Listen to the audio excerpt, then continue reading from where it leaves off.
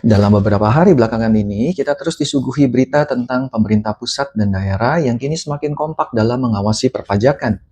Hal ini tidak lain timbul dari Undang-Undang HKPD sebagaimana yang diatur di dalam Undang-Undang Nomor 1 Tahun 2022. Bahkan sinergi pajak pusat dan daerah setiap harinya bertambah.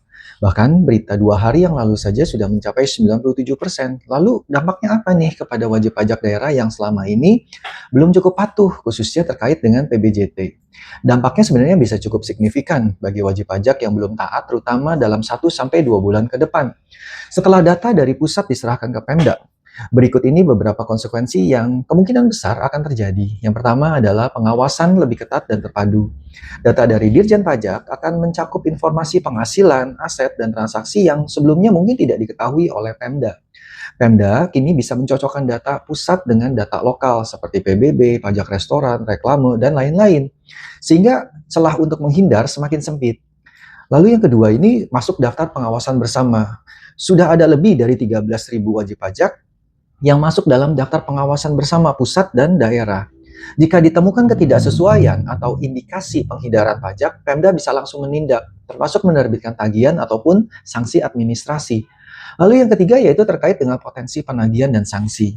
Pemda bisa lebih cepat nih menerbitkan SKPD, Surat Ketetapan Pajak Daerah, berdasarkan data yang diterima. Jika tidak dibayar, bisa berujung pada penagihan aktif, pemblokiran izin usaha, atau bahkan penyitaan aset sesuai dengan aturan daerah yang berlaku. Yang keempat, tidak ada lagi main aman. Dulu-dulu ada ungkapan asal aman deh di pusat, di daerah juga nggak akan tahu. Sudah tidak berlaku lagi ya teman-teman hal ini. Bahkan UMKM dan pelaku usaha kecil yang sebelumnya merasa tidak terpantau, bisa mulai diawasi jika datanya muncul dalam pertukaran ini.